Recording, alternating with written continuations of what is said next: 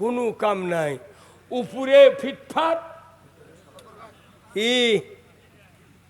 আমাকে রয়েছে এক হাজি মানুষ ব্যাটাক করছে, বাবা তোর বয়স দেখতে দেখতে 16-18 হয়ে গেছে, তুই নামাজ পড়বো না, তুই অন্যায় করে বিড়ি খাইছি আমার সাথে দে।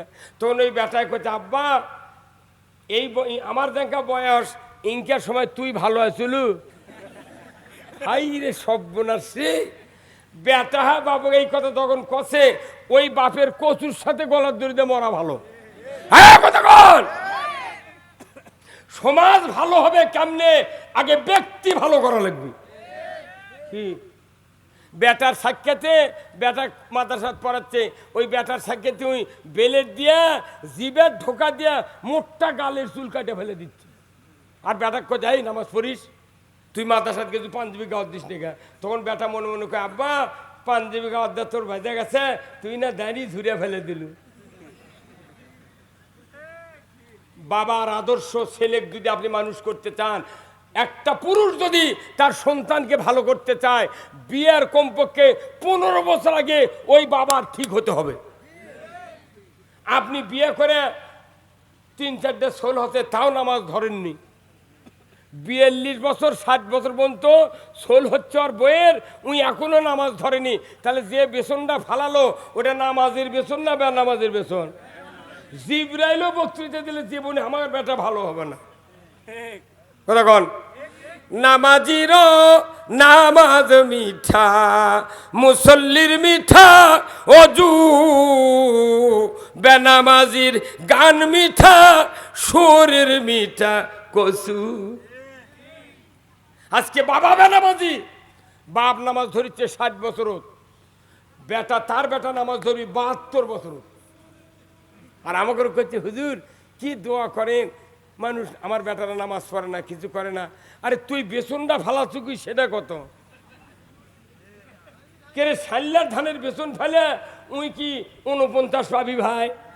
এটা পাগলের বুদ্ধি। আগে তুই যদি বেটা ভালো বানাবার চাস, আগে তোর বিয়ের আগে ভালো হওয়া লাগবি। কি হুজুর, হ্যাঁ উই ভালো হবে না, ওই মানুষের উপর খবরদারি। আর হুজুর আর মুয়াজ্জিন করছে, মুয়াজ্জিন সাহেব এনকা জুম্মার মাঝে খুসখুস করে কে এই কতক্ষণ বইয়ের সাথে হুড়াহুড়ি লাগা জুম্মাত আছে, আইসা ওই মুয়াজ্জিনের সাথে গরম দেখায়। হ্যাঁ কতক্ষণ হাজারো দোষ আমাদের আছে, কিন্তু আমরা নিজেরা সংশোধন হতে পারি না, খালি মানুষকে দোষী বানায় না। কার কি আছে আমরা সংশোধন হব, কিন্তু রসুলের আদর্শ মানার মাধ্যমে আমাদেরকে ভালো হতে হবে। কথা ঠিক কিনা? আমরা কি রসুলের আদর্শ মানতে রাজি আছি? লিল্লাহে তাকবীর, নারায়ে তাকবীর।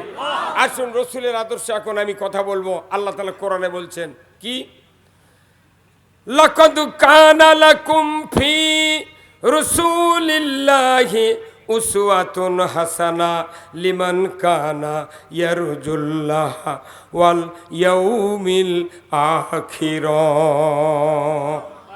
আমার আল্লাহ এত সুন্দর কথা বলেছেন, আমার বান্দারা তোমরা যদি আখিরাতের আযাব থেকে বাঁচতে চাও, রসুলের আদর্শকে উত্তম নমুনা হিসেবে গ্রহণ করো।